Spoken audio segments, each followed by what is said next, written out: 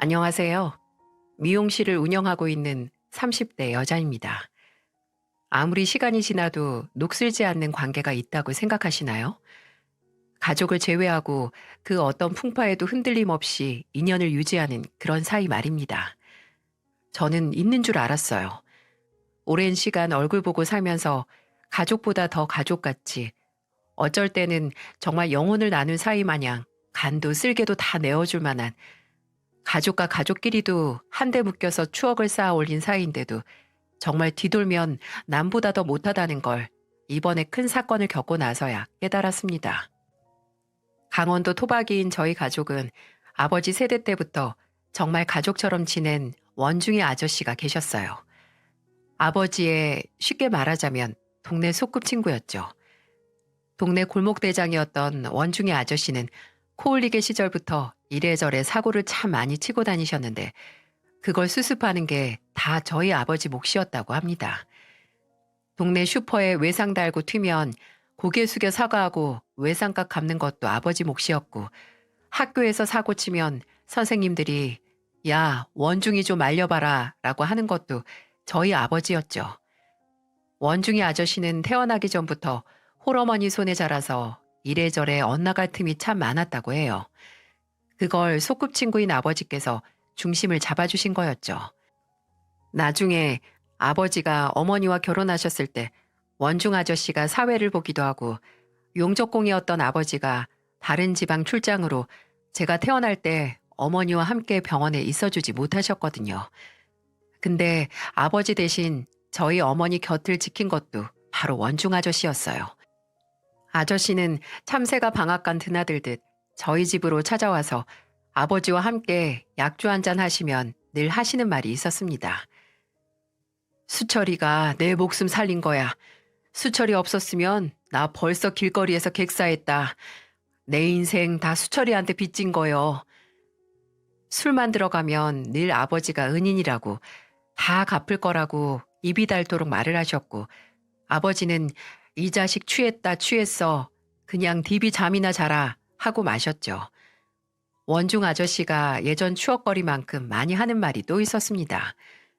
제가 중학교에 입학할 때쯤 저만 보면 하는 말이 있었어요. 아유, 우리 주연이 다 컸다, 다 컸어. 시집가도 되겠네. 아저씨 첫째 아들 줄 테니까 아저씨 며느리 하자. 아, 이놈이 냉수 먹고 취했나? 우리 주연이가 몇 살인데 벌써 시집이야. 되도 않는 말 하지 말어. 야, 옛날 같았으면 벌써 시집장가들 다 갔을 나이야. 주연아, 현태 줄 테니까 아저씨 집에 가자. 그리고 저도 왜 첫째 아들이야? 나이는 정태가 주연이랑 동갑인데. 아유, 정태는 안 돼. 아무리 내 아들이라도 정태는 벌써 글렀다 글렀어. 현태가 사내 닿고 장남이라 책임감도 있어서 남편감으로는 딱이지. 어때 주연아? 우리 현태 데려갈래? 아저씨가 싸게 줄게. 해벌레 풀린 얼굴로 매번 본인 첫째 아들을 데려가라고 아저씨 며느리 하자는 말을 너무 들어서 지겨울 정도였어요. 첫째 아들인 현태 오빠는 저보다 3살 많은 동네에서 친하게 지내는 오빠였어요. 태어났을 때부터 왕래가 많았던 원중이 아저씨 자식과 결혼이라니 듣기만 해도 솔직히 참 징그러웠어요. 저도 오빠도 원중이 아저씨의 주접 아닌 주접을 듣고 있으면 그저 헛웃음이 다 나왔습니다.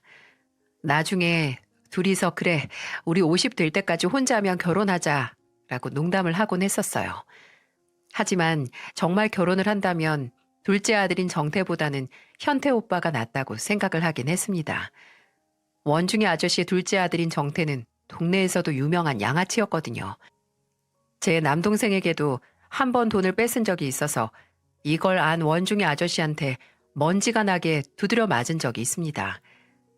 그런 아나무인 양아치보다는 좀 징그럽기는 해도 다정한 첫째 아들이 낫지 속으로 몰래 생각했던 적은 있었어요.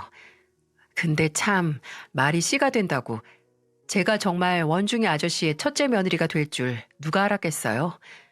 아, 원중이 아저씨는 예상했던 일인지도 모르겠네요.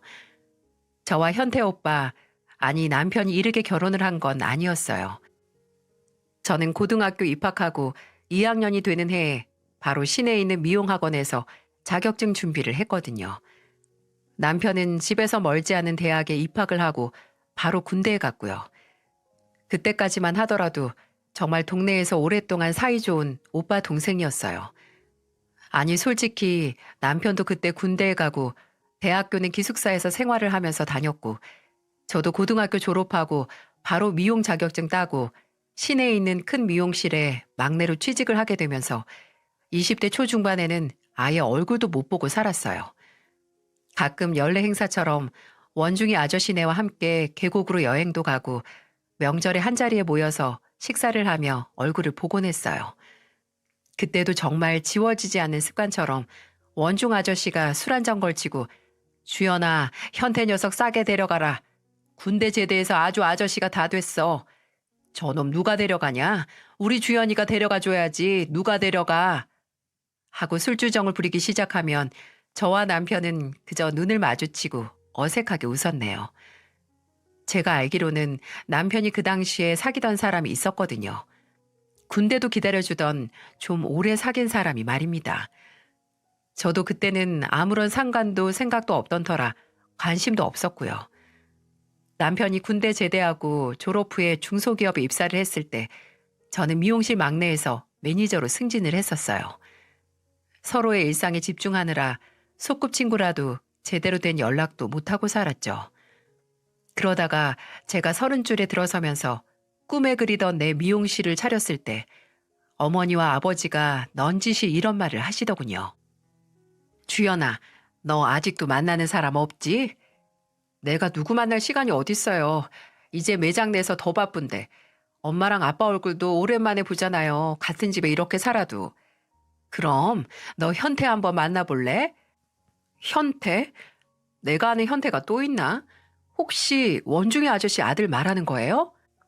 그래, 너 현태랑 곧잘 어울려 놀았잖아. 사이도 좋았고. 아빠는 그게 언제적 얘긴데 지금은 아예 연락도 안 해요. 그리고 현태 오빠 만나는 사람도 있는 걸로 아는데. 아니야, 헤어진 지 꽤 됐어. 현태 엄마한테 들어보니까 현태가 취업 준비하면서 헤어졌다고 하더라. 근데 이번에 또 원중이 아저씨가 술 취해서 현태한테 잘 헤어졌다고 이제 주연이 만나라고 하니까 현태 반응이 묘했다더라. 주연이가 날 받아주기나 할까 하면서 미용실 원장님이 왜 자기를 만나주냐고 하더라니까.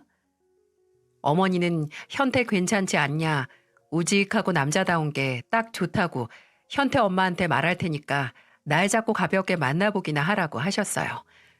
저는 됐다고 간지럽다고 거절했죠. 근데 전혀 예상도 못한 추억을 끄집어내고 나니까 계속 생각이 나는 거예요. 지금 말하기도 민망한데 말 나온 김에 제가 먼저 연락을 했네요. 제가 외롭긴 외로웠나 봐요. 근데 확실히 예전부터 남편은 정말 좋은 사람이었거든요. 믿음직한 친한 동네 오빠였으니까요. 그렇게 여차저차 연락이 닿아서 가볍게 연락을 하기 시작했습니다. 부모님께서는 어떻게 아셨는지 너 간지럽다고 할 땐 언제고 뒤에서 그렇게 연락을 했냐고 절 놀리셨죠. 저는 그냥 연락만 한 거라고 박박 우겼지만 그걸 누가 믿나요? 그렇게 연락을 해서 연애까지 시작을 했는데 저와 남편이 연애를 시작하자 잔치를 연 건 바로 원중이 아저씨였습니다. 아저씨는 내 그럴 줄 알았다. 주연이는 내 며느리 될 팔자라고 하면서 그 자리에서 막걸리를 5병이나 해치우셨어요. 이제는 정말 가족으로 연을 잇겠다고 수철이 이 자식이랑 사돈 된다고 너무 기분이 좋다고 호탕하게 웃으셨죠. 저도 결혼을 한다면 오래전부터 정말 가족처럼 지내온 가족과 하는 게 여러모로 좋다고 생각을 했습니다. 어렸을 때부터 저를 며느리감으로 점찍고 아버지의 가장 친한 친구인 시아버지, 그리고 그런 원중이 아저씨의 부인으로 역시 어렸을 때부터 어머니가 집에 안 계시면 절 늘 챙겨주시던 시어머니. 낯선 시집살이나 어른들 눈치 보면서 고생할 일은 없겠구나.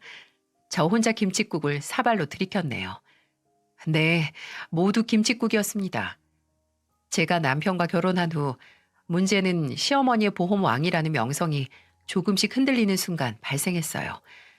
시어머니는 오랫동안 한 지역에서 보험 설계사로 일을 하셨는데요. 늘 최우수 보험왕 자리를 놓치지 않으셨어요. 왜 보험은 지인이 많을수록 살아남는다고 하잖아요. 시어머니도 그런 방법으로 매달 고객을 늘렸죠. 그리고 그건 저희 가족도 피해갈 수 없었네요. 솔직히 어렸을 때는 시어머니를 보면서 참 멋있다고 종종 생각을 했습니다. 시아버지는 젊어서부터 건설 현장 현장직으로 일을 하셔서 고정된 수입이 없었거든요.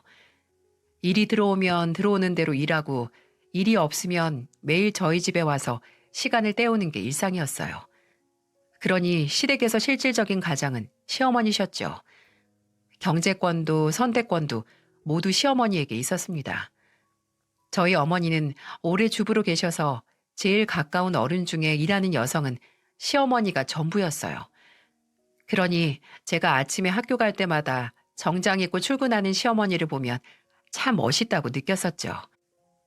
하지만 그 모습이 전부 주변 사람들을 갈아서 만들어진 허상이었다는 걸 깨달은 후로 어찌나 허무하던지. 이미 결혼하기 전부터 어머니나 아버지나 시어머니의 권유로 여러 가지 보험을 들은 상태였거든요. 저도 학생 때부터 어머니가 시어머니 통해서 치아보험이나 생명보험을 들었었고요. 성인이 된 후로는 암보험도 들고 심지어 미용실 개업한 후로 사업장 화재보험에 자영업자 건강보험까지 더 들었었어요. 솔직히 이것만 해도 들 만큼 든 거라고 생각을 했는데 그게 아예 가족일이 되다 보니까 점점 더 도가 지나치는 겁니다. 하루는 어머니를 통해서 시어머니가 우수 보험 설계사 순위에서 밀려났다는 소식을 들었어요. 예, 엄청나게 속상해하더라, 순이. 아니, 네 시어머니가 보통 자존심이 아니잖아. 근데 일한 지 좀 오래되기도 했고 주변에 동원할 사람은 이미 동원할 대로 동원했으니 매달 할당량 채우기가 좀 어렵니? 이걸 계기로 시어머니는 보험 고객을 유치하는데 아주 혈안이 됐습니다. 제가 결혼 후에 연년생 아들을 둘 낳았거든요. 손자들도 보험 고객 대상 제외가 아니었어요. 이미 임신했을 때 태아보험에 임산부 자동차 보험도 들었었고요. 애들이 태어나면 연달아서 유아 대상 치아보험이랑 상해와 질병보험까지 들었어요. 그렇게 저희 집 가족이 늘면서 한 달에 보험료로 나가는 돈만 6, 70만 원을 갱신했죠. 솔직히 중소기업 가장인 남편 월급에 동네 미용실 운영하면서 나오는 돈, 또 애 둘 키우면서 보험료까지 그렇게 매달 내기에는 부담스럽긴 하더라고요. 하지만 저도 남편도 가족인 시어머니를 돕는 일이니까 생활비를 드리는 겸으로 치자고 생각했어요. 실적을 올릴수록 시어머니가 월급을 받는 거니까요. 근데 도저히 두고 볼 수 없는 일이 벌어지고 말았습니다. 동네의 모든 말들이 모이는 곳이 미용실이라는 걸 알고 계시나요? 아니, 옆 동네 소문까지 전해지는 게 바로 말 많은 아주머니들이 모여 머리하면서 수다 떠는 미용실이지요. 그건 제가 운영하는 미용실도 마찬가지였고요. 그런데 제 미용실에서 저희 아버지에 대한 소문을 들을 줄은 전혀 예상치도 못했어요. 평소 저희 미용실에 자주 오는 손님 중에 시내에서 꼼장어 집을 하는 아주머님이 계셨거든요. 그 아주머니도 동네에서 오래 사신 분이라서 저희 어머니도 또 시어머니도 다 아는 분이셨어요. 저는 평소에 아주머님을 홍이모라고 부르기도 했고 제가 개업한 후에는 아주머님이 저를 주원장이라고 부르셨어요. 근데 그분이 오랜만에 머리하러 오셔서 이상하게 제 눈치를 슬슬 보시는 겁니다. 홍이모, 머리 컬 어떠세요? 뒤에 조금 힘줘서 했는데 아무래도 뒤통수 쪽 머리가 빨리 풀리기도 하고 이래야 볼륨 살리기 좋잖아요. 응, 그래. 아유, 우리 주원장 솜씨야 내가 잘 알지. 마음에 들어. 근데 주원장 요즘 어때? 네? 저요? 아니, 둘째 태어나고 너무 바쁘지. 가게 일도 그렇고. 아, 네, 맞아요. 진짜 왜 아들 둔 엄마들이 저 둘째도 아들 임신했다고 하니까 안쓰러워했는지 알겠어요. 에너지가 넘쳐서 오늘도 아침에 잠들었다니까요. 3시간도 못 잤어요. 아유, 고생이다 진짜. 그럼 시댁은? 그 시댁이야 원체 가까운 사이였으니까 시집살이로 고생할 일은 없겠어? 그렇죠 뭐. 뭔가 이상했어요. 할 말이 있는데 계속해서 빙빙 돌려 말하는 느낌? 제가 홍이모 머리에 컬 고정 에센스를 발라주며 무슨 일이냐고 물으니까 홍이모가 이거 말해도 되나? 근데 내가 주원장이 정말 걱정돼서 라고 드디어 본론을 꺼내놓기 시작했어요. 요지는 홍이모가 차 한잔 마시러 커피숍에 갔다가 누가 우리 아버지를 험담하는 현장을 봤다는 겁니다. 그리고 그 험담을 했다는 당사자는 바로 저희 시어머니였다고 말이죠. 아니, 뒷모습이라서 처음엔 긴가민가 했는데 가만 보니까 현태 엄마인 거야. 그래서 인사하려고 갔더니 글쎄 그때 같은 자리에 앉아있던 사람들한테 사돈 양반 얘기를 하는데 그게 다 험담인 거 있지? 사람이 쪼잔하네 마네. 예전부터 봐왔는데 애들 아빠가 조금 은인이라고 추켜 세워주니까 지가 진짜 뭐라도 되는 줄 안다고. 고졸에 가이나 휘두르는 딸 며느리로 받아줬더니 상전인 줄 안다고. 내가 너무 놀랐잖아 진짜. 그래서 주원장 시댁이랑 무슨 일이 있나 해서 내가 말했다고 하지 마. 그날 그 얘기 듣고 난 인사도 못하고 바로 커피숍에서 나왔으니까. 그 말을 들은 저는 그 자리에서 뒷목 잡고 쓰러질 뻔했네요. 아니, 대체 우리 아버지에게 무슨 억하심정이 있어서 사람들 모아놓고 말 같지도 않은 험담을 하고 다닌 건지. 그날 미용실 문을 닫고 바로 시댁으로 갔습니다. 남편에게 애들 하원을 시키고 저녁은 먼저 먹으라고 하고 말이죠. 그렇게 시댁에 가니 퇴근한 시어머니가 혼자 계시더라고요. 너 혼자 왔니? 애들이랑 현태는? 집에 있어요. 제가 어머님께 여쭤볼 게 있어서요. 근데 아버님은요? 그 인간이야 어디서 또 술 먹고 오겠지. 아니면 너희 아버지 집에 갔든가. 아버지 얘기가 나와서 말인데 어머님, 저희 아버지 흉 보고 다니셨어요? 뭐? 그게 뭔 소리냐 뜬금없이. 내가 그런 짓을 뭐하러 해. 어머님이 저희 아버지 흉 보는 걸 봤다는 사람이 있어서 그래요. 아버지가 쪼잔하고 고졸에 가이나 쓰는 딸 두고 상전인 줄 안다고. 정말 안 그러셨어요? 무슨 생각으로 이 좁은 동네에서 그런 말을 하고 다니셨어요? 야, 생사람 잡지 마라. 내가 약 먹었니? 그런 말을 하고 다니게? 시어머니는 계속 안 했다고 우기다가 제가 계속해서 추궁을 하니까 결국 실토를 하셨어요. 아니, 실토를 했다기보다는 제 성질에 못 이겨서 적반하장으로 나온 거죠. 그래, 내가 속이 답답해서 같이 일하는 아줌마들한테 얘기 좀 했다. 내가 이번 실적이 만족스럽지가 못하기도 했고 또 좋은 보험 상품이 하나 나와서 너희 아버지 내 사돈 양반한테 권유 좀 했어. 너희 아버지 몸 쓰는 일 하잖니. 그 나이에 용접공 일하면서 다치고 몸 여기저기 망가질 일이 좀 많어. 그래서 괜찮은 가격에 종신보험 들라고 했더니 그걸 거절하더라고. 이게 나 좋자고 드는 거냐? 다 사람 일이 어떻게 될지 모르니까 네 엄마, 내 오랜 친구가 남편 떠나고 조금이라도 편하게 살라고 들라고 권유를 하는 건데 너희 아버지는 그걸 거절하더라. 그래서 내가 좀 실망을 했다. 사람 그렇게 안 봤는데 어떻게 그런 걸 마다할 수 있냐고. 참나, 종신보험 들라는 걸 안 들었다고 뒤에서 저렇게 씻고 다녔다니. 정말 오랫동안 가족처럼 지낸 본인 남편의 가장 친한 친구이자 지금은 사돈인 저희 아버지를 말이죠. 제가 알기로는 저희 아버지는 이미 저나 남편보다도 시어머니가 권유한 보험을 많이 든 상태였어요. 친구의 아내가 하는 일이라고 이런저런 보험도 오래전부터 들었어서 이미 달마다 보험료로 나가는 돈이 많았거든요. 근데 가장 오랫동안 돈을 납입해야 하는 종신보험 하나 안 들어줬다고 그렇게 복수를 하면서 다녔던 겁니다. 어머님, 아버지가 어머님이 들라고 한 보험을 아예 안 든 사람도 아니고 들 대로 드신 분이잖아요. 유지도 오랫동안 하시고 해지도 절대 안 하는 분이고요. 그냥 용접일 하시면서 살면서 사고 한 번 난 적 없는 분이 정말 정으로 의리로 보험 유지하면서 그 비싼 보험료 내고 있는데 그걸 만족을 못해서 종신보험까지 권유하셨어요? 얘 봐라. 내가 말했지? 이게 나 좋자고 든 보험이냐고. 다 네 가족 위해서 드는 보험이지. 네, 그러니까 우리 가족은 아버지 종신보험 필요 없어요. 이미 보험은 들 대로 들어서 종신보험까지 안 들어도 되니까 앞으로 2번 다시 저희 아버지 험담하고 다니지 마세요. 가족 욕하고 다니는 거 어머님 얼굴에 침 뱉는 일이니까요. 저는 그렇게 말하고 시댁을 나왔습니다. 하지만 도저히 분이 풀리지 않았어요.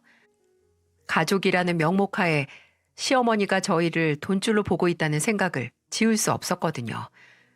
그 후로 시어머니의 뻔뻔한 행태는 나날이 그 선을 넘었습니다. 저희 둘째가 초등학교에 들어갈 때쯤 갑자기 제게 어린이 구역 자동차 사고에 대한 동영상을 수십 개 보내시는 게 아니겠어요? 둘째도 이제 학교 다니니까 사고 보험 하나 더 들자고 말이죠. 요즘 애들이 뛰어다니고 자전거 타다가 자동차랑 부딪혀서 나는 사고가 많으니까 대비하자고 말입니다. 여러분은 이게 정말 순수하게 할머니가 손자를 걱정해서 하는 행동이라고 생각하세요? 저는 전혀 아니었어요. 그저 조금이라도 본인 앞으로 보험 하나 더 늘리려고 눈이 먼 사람이 제 아들을 이용하는 거라고 생각됐습니다. 아니, 애들이 사고 나는 영상을 제 아들까지 빗대면서 보내다니 이게 친할머니가 할 일이냐고요. 또 한 번은 계약한 고객들이 무더기로 보험 계약을 해지해서 환수금을 내야 할 판이라고 남편에게 연락을 하신 겁니다. 보험 설계사는 보험 소비자가 보험 계약을 해지하면서 발생한 미유지 실효가 발생하면 해당 보험 설계사도 계약 당시 받았던 수수료를 도로 돌려줘야 하는 환수금이 발생한다고 해요. 얼마나 고객들 상대로 고액의 보험을 영업하고 다닌 건지 환수금이 500이 나올 것 같다고 남편에게 도와달라고 해온 겁니다. 돈 얘기가 이것뿐인가요? 시어머니는 오래된 아반떼를 몰고 다니시는데 주차장에서 차를 빼다가 아예 시동이 꺼지고 말았다고 해요. 내부 수리하는 것보다 차라리 그 돈으로 중고차 사는 게 나을 것 같다고 본인이 중고 그랜저를 알아봤으니 1,500만 원만 도와달라고 하시기도 했어요. 하지만 이미 남편과 저 사이에 경제권은 제게 있었어요. 남편도 매번 보험이다 돈이다 문제가 많은 시어머니를 불편해해오기도 했고 저와 남편은 상의하에 환수금과 중고차 같은 큰돈을 지원해드리는 건 무리라는 결론을 냈죠. 남편은 시어머니에게 도와드리지 못한다고 말을 했고요. 아니 심지어 시어머니께서 돈이 아예 없는 분이 아니라는 것도 저희 둘 다 너무 잘 알고 있었습니다. 몇 년을 보험 왕으로 수수료 받아오시던 분이 당연히 모아둔 돈이 있었죠. 매번 저희 어머니에게 적금 만기됐다고 자랑을 하시기도 했었고요. 근데 왜 항상 문제가 터지면 저희에게 연락을 해서 도와달라는 건지 모르겠더라고요. 근데 남편이 요청을 거절하자마자 시어머니가 냅다 저를 만나러 오시기 시작했어요. 대체 왜 항상 문제가 있는 시어머니들은 싫은 소리를 본인 아들에게 직접 하지 못하고 며느리에게 해서 분풀이를 하는 걸까요? 본인 아들보다 남의 집 딸인 며느리가 만만해서 그런 걸까요? 미용실 문을 닫을 때쯤 가게 정리를 하고 있는데 시어머니께서 들어오시는 겁니다. 그리고 제가 인사를 드리기도 전에 자른 머리카락 든 봉투를 냅다 들어 바닥으로 내팽겨치시며 분통을 터뜨리셨어요. 어머님, 이게 무슨 짓이세요?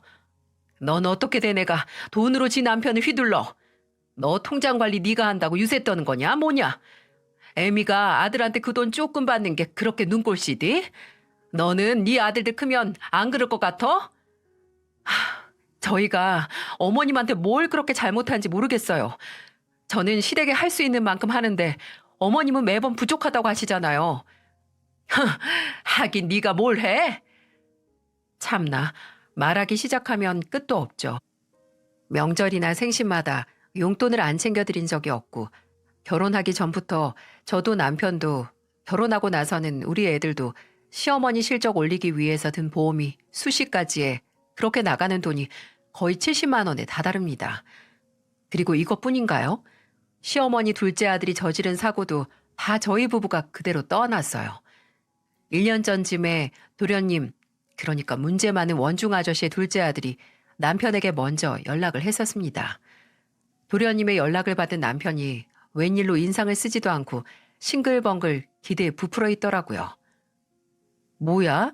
도련님 전화만 받으면 매일 죽상이더니 오늘은 얼굴까지 상기돼서? 아, 그거 매일같이 사고나 치고 도와달라고 한 전화였으니까. 근데 이번엔 좀 달라. 이제 정태가 정신 좀 차리려고 하나 봐. 본인도 정신 차리고 제대로 살 길 알아본다고 학원 다닌다고 하네. 정말? 무슨 학원? 그건 아직 모르겠는데 일단 첫 달 학원비 좀 빌려달라고 하는데.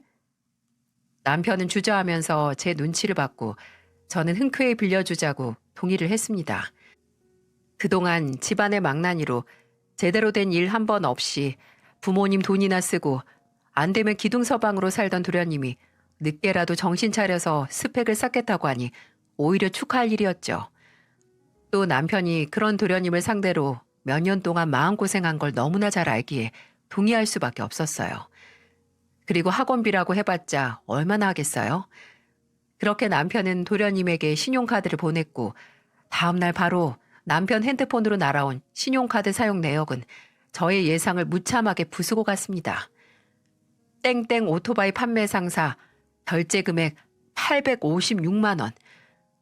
어느 학원 이름이 오토바이 판매 상사고 한 달 비용이 800만 원이랍니까? 남편은 그 문자를 받자마자 눈이 뒤집혀서 시댁으로 바로 달려갔어요. 아니나 다를까 시댁에는 반질반질 빛나는 오토바이가 주차되어 있었고 눈이 시뻘게 져서 화를 내는 남편에게 도련님이란 인간은 오토바이로 배달하는 일 시작할 거라고 되지도 않은 변명을 했더랍니다. 그날 시댁 마당에서 도련님은 정말 곤죽이 될 정도로 남편에게 맞았고 800만 원의 오토바이를 합의금으로 남편과 도련님 사이는 완전히 끝이 났어요.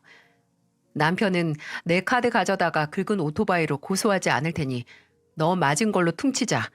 앞으로 너는 내 동생도 아니고 가족도 아니다라고 하고 시댁을 떠났다고 합니다. 정말 그 후로 도련님은 시댁에서 나가 독립을 했고 가족 행사에도 얼굴 한번 비춘 적이 없었어요. 이렇게 시댁 식구들 뒤치다꺼리 하는 게 저와 남편인데 시어머니는 너희가 한 게 뭐가 있다고 이 정도 부탁도 못 들어주냐고 하시는 거예요. 진짜 억장이 무너지다 못해 녹아내리는 기분이었죠. 이후로 시어머니와 저희 부부는 완전히 틀어졌어요. 알콩달콩 하진 못했어도 자주 왕래는 했었는데 그것도 없어졌죠. 시어머니도 오래된 친구이기도 한 저희 어머니와 자주 만나 어울렸었는데 아예 그냥 그런 사돈관계처럼 서먹해지기만 했고요. 근데 그것마저도 완전히 끊기게 되는 사건이 벌어지고 말았어요. 이 문제의 발단 시아버지 바로 원중의 아저씨였어요. 이건 저도 직접 현장을 목격한 게 아니라서 자세하게 알진 못하지만 현장에 있었던 당사자인 아버지와 어머니에게 들은 대로 전해드릴게요. 일단 처음 저와 남편이 문제를 알게 된 건 집에 경찰이 왔다는 연락을 아버지에게 들은 것부터였어요. 저는 있던 미용실 예약도 다 미루고 본가로 달려갔고 남편은 아들을 데리고 시내에 생긴 큰 키즈 카페로 놀러간 상태여서 문자만 남겨놨어요. 그리고 도착한 본가에는 머리가 산발이 돼서 입술이 터진 저희 어머니와 마찬가지로 머리는 엉망이고 눈에 바른 눈화장이 번져서 판다의 모습으로 부들부들 떨고 있는 시어머니가 있었습니다. 경찰은 아버지의 신고로 출동을 했고 쌍방폭행으로 보인다고 둘 다 고소 접수를 원하면 경찰서로 가자고 하더군요. 고소하자 해! 내가 억울해서 못 살겠어. 흥! 누가 무서워할 줄 알고? 난 무서울 거 없어. 누가 먼저 손들었는데? 주연아, 경찰서 가자. 이 시어머니 콩밥 좀 먹게. 일단 저는 두 분을 진정시키고 경찰들을 돌려보냈어요. 어쨌든 자초지정은 들어야 했으니까요. 근데 얘기를 다 듣고 나서 정말 고소를 해야 했다는 걸 후회하게 됐습니다. 사건의 전말은 이러했어요. 오후에 시어머니가 집으로 찾아왔다고 해요. 그리고 다짜고짜 아버지에게 그랬답니다. 돈 빌리려면 이 집 걸고 차용증 써서 빌리라고요. 아니 대체 이게 무슨 얘긴지. 네 시어머니가 혼자 오해해서 북치고 장구친 거야. 여보세요. 사부인 입이 뚫렸으면 말을 해보세요. 네 시아버지가 네 아빠한테 돈을 빌렸었어. 몇 년간 야금야금 빌린 게 1억이야 1억. 무슨 투자 사기를 당했다고 애들 엄마한테 말 못하니까 도와달라고 해서 네 아버지가 2천 3천씩 빌려줬던 게 1억이 된 거지. 그걸 누가 믿어? 내 남편이 그 큰 돈을 빌리고 나한테 말을 안 했겠어?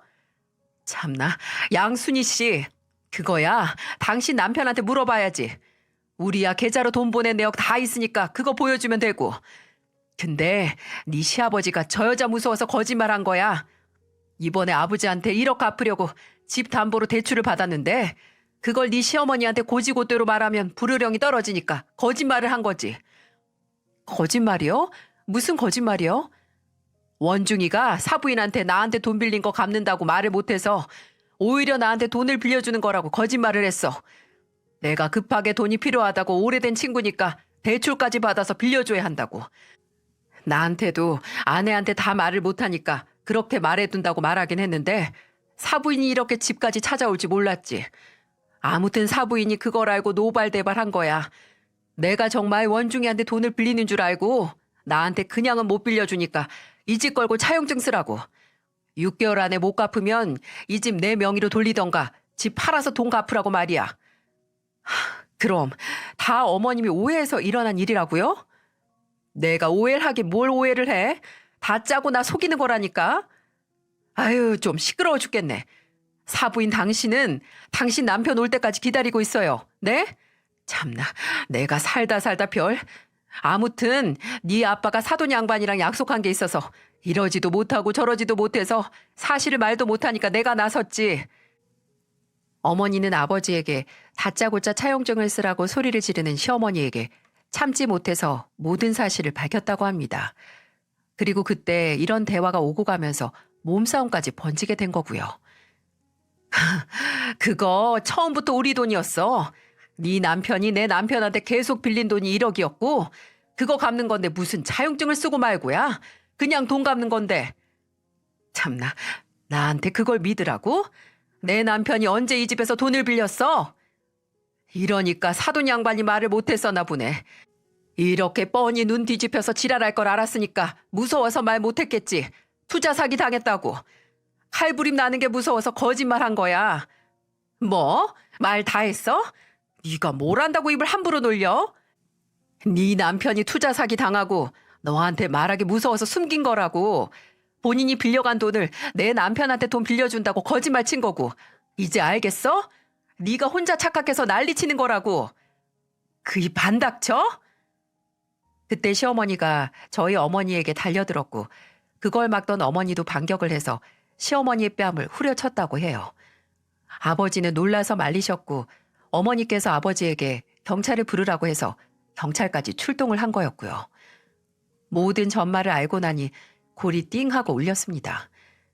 시아버지가 오랫동안 저희 아버지에게 돈을 빌려왔던 것도 그게 1억이라는 큰 돈이라는 것도 또 그게 밝혀질까 봐 무서워서 시어머니에게 거짓말을 했고 그걸 철석같이 믿은 시어머니는 당장 저희 아버지에게 달려와 1억 빌릴 거면 차용증을 써라, 이 집을 넘겨라 헛소리를 해서 어머니와 싸움까지 난 겁니다. 이게 믿어지시나요? 저는 아버지 휴대폰으로 근 1년 동안 시아버지에게 송금한 금액 내역을 확인을 하고서야 실감이 나더라고요. 심지어 그 금액이 1억은 조금 넘더군요. 아버지는 그냥 1억으로 퉁쳐서 갚으라고 하셨었나 봐요. 하지만 시어머니는 그 내역을 두 눈으로 확인해도 믿지 않으셨습니다. 정말 환장할 노릇이었죠. 그렇게 민내만에 씨름을 하다가 남편이 친정으로 왔고 남편은 이 일을 다 듣고 난 이후에 시아버지를 찾으러 도로 밖으로 나갔습니다. 시아버지는 이 일이 벌어지는 와중에도 또 어디 국밥집에서 술을 드시고 계셨더라고요. 비몽사몽한 시아버지를 앉혀두고 진실 공방을 하니 금방 수면 위로 올라왔어요. 시아버지는 술이 확 깨시는지 얼굴도 들지 못하고 연신 미안하다, 내가 잘못했다, 내가 무능해서 라고 연거푸 말씀하셨고 옆에 있던 시어머니는 얼굴이 사색이 돼서 입술을 파들파들 떠시더라고요. 이내 시아버지의 멱살을 잡고 악을 쓰셨습니다. 어쩌자고 그런 사기를 당하냐고, 왜 나한테 말을 안 했냐, 왜 내가 이런 일을 당하게 만드냐 통곡을 하시면서 시아버지의 어깨를 주먹으로 마구 두들겨 때렸습니다. 시아버지는 죄인 마냥 맞고만 있고 남편은 그런 시어머니를 뜯어 말렸죠. 정말 뒷골이 싸했어요. 제대로 된 진상을 알아볼 노력도 하지 않고 다짜고짜 아버지에게 찾아와서 이 난리를 부리다니. 그것도 지금까지 정말 가족처럼 지내고 시어머니의 실적을 위해서 필요도 없는 보험을 수십 개 들고 몇 년간을 유지한 저희 가족에게 말입니다. 어디서부터 잘못된 건지 분명 정말 가족 같은 사이였는데 어릴 때 원중이 아저씨 가족과 함께 여행을 가는 게 그 시절 가장 행복했던 기억 중 하나일 정도로 좋은 사람들이었는데 어쩌면 제가 남편과 결혼을 하고 난 후에 운명이 뒤틀린 게 아닐까 하는 착각마저 들더군요. 그 후로 저희 집과 시댁은 완전히 뒤돌아 버렸습니다. 원중이 아저씨, 그러니까 저희 시아버지는 아버지 볼낯이 없다고 너무 미안하다고 이제 만나려고 하지도 않으셨어요. 일단 대출 빚이 남아있으니 그거 갚겠다고 되는 대로 막노동을 하셨어요. 알고 보니 투자 사기를 맞은 게 식품 다단계더라고요. 대체 어쩌자고 다단계 회사에 투자를 하겠다고 생각을 했는지 아버지도 연락을 끊은 시아버지를 붙잡지 않았습니다. 매번 뒤치다꺼리 하면서 질리신 건지 아니면 부끄러운 시아버지 마음을 이해하셔서 그러신 건지 모르겠지만은요. 저는 시댁과 완전히 교류를 끊은 후에도 도저히 이 분이 풀리지 않았습니다. 시어머니는 저나 어머니 아버지에게 그날 일을 사과 한마디 안 했는데 저희 가족은 시어머니가 설계사로 계약된 보험에 대한 돈을 매달 내고 있었으니까요. 저는 며칠을 고민하다가 저지르고 말았습니다. 저와 제 아들들 그리고 어머니와 아버지가 들었던 보험을 다 해지해버렸어요. 시어머니의 권유로 체결된 보험이란 보험은 죄다 해지했네요. 그동안 낸 돈도 아깝지도 않았습니다. 끈질긴 연을 완전히 끊어내는 복수의 연장선으로 본다면 전혀 아까울 게 없었으니까요. 그리고 제 예상대로 며칠 내로 시어머니가 찾아왔어요. 그런 일을 일으키고 사과 한마디, 안부 인사 한마디 없던 시어머니가 보험 계약을 실효했다고 저희 집으로 찾아왔어요. 현관문이 열리자마자 제 발치에 들고 있던 핸드백을 내리 꽂으면서 화부터 내더군요. 너 제정신이니? 어떻게 그 많은 보험을 한 번에 해지할 수가 있어?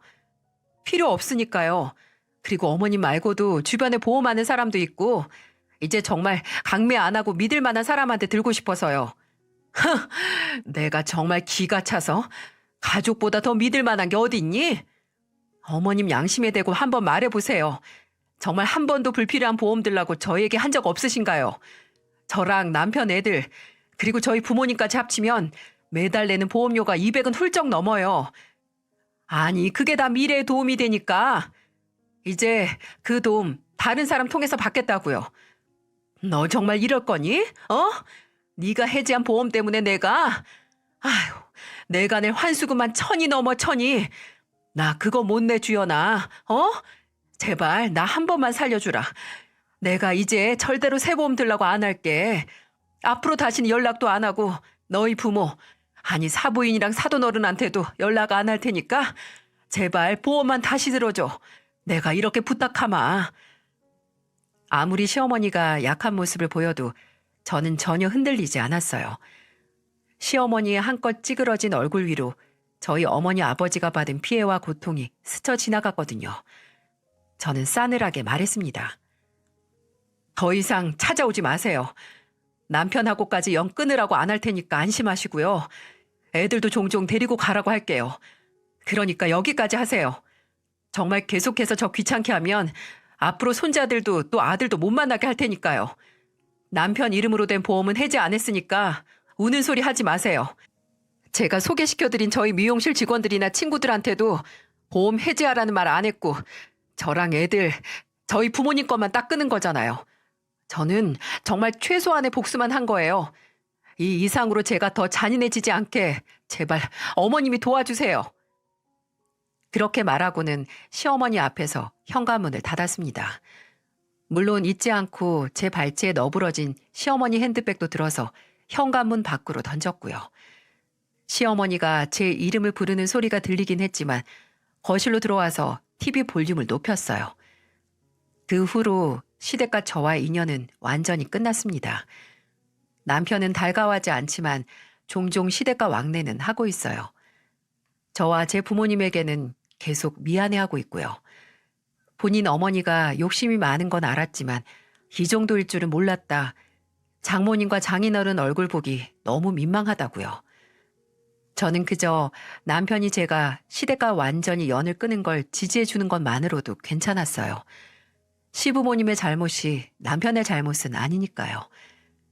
종종 남편이 시댁에 갔다 온 이야기를 하면서 시어머니가 제 얘기를 했다고 제가 언제쯤 화가 풀리는지 물었다고 하는데 아마 그럴 일은 평생 없을 것 같네요. 정말 질릴 대로 질렸거든요. 왜 사람 관계에 총량이 있다고 하잖아요. 사람이 만나서 관계가 시작되고 나서 함께 보낸 시간이 그 총량을 넘어버리면 그 다음부터는 그저 내리막길만 시작되는, 흔히 남녀의 관계에서 권태기를 말할 때 쓰이는데 아마 저는 시어머니나 시아버지와의 인연이 그 총량을 훌쩍 넘겨버린 게 아닐까 싶어요. 제가 태어나기 전부터 저를 알고 있었던 분들이니까요. 정말 어렸을 때는 원중이 아저씨 가족과 함께 마당에서 고기 구워 먹고 가까운 콘도를 빌려서 여름 휴가를 보내고 원중 아저씨 손을 잡고 할인 마트에 가서 원하는 만큼 군것질거리를 사는 게 어린 시절의 최대 행복이었는데 그 모든 추억이 모두 한순간의 꿈이 된 기분이랍니다. 오히려 그 시절을 못 모르고 행복하다고 느낀 제가 너무 어리고 바보 같다고 느껴지네요. 그 상실은 제가 아니라 저희 아버지가 제일 영향을 많이 받으신 것 같아요. 지금도 종종 남편을 통해서 시아버지가 어떻게 지내는지 지나가는 말로 묻곤 하시니까요. 정말 친했던 친구를 한순간에 잃고 그 사람 아내에게 모욕까지 받았으니 아무래도 저보다 상처가 크셨을 거예요.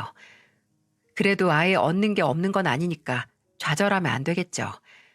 어쨌든 아버지가 원중 아저씨와 친구를 하면서 제가 지금의 남편을 만나게 됐으니까요. 어떤 일을 겪든 100% 잃는 건 없는 것 같습니다. 제 평생 인생의 동반자를 얻었으니 너무 크게 상심하진 않으려고요. 지금은 그저 친정에 가서 어머니와 대화를 하다가 글쎄 이런 일도 다 겪었다. 사람이 오래 살고 볼 일이야 하면서 그 당시 사건을 웃으면서 말할 수 있는 정도가 됐어요. 그래서 가벼운 마음으로 이 채널에 사연을 보내봤습니다. 제 인생의 커다란 사건을 참고 들어주신 분들께 감사의 말씀을 전합니다. 아무리 좋은 관계였어도 세월이 흐르고 내 시야가 넓어지면서 변하기 마련이니까 여러분은 그 관계가 틀어지고 또는 끊어지더라도 너무 상처받지 않으셨으면 합니다. 그냥 지하철 정거장처럼 스쳐 지나가는 거라고 생각하셨으면 해요. 내 마음이 편하기 위해서라도 말이죠. 모두 감사합니다. 행복하세요.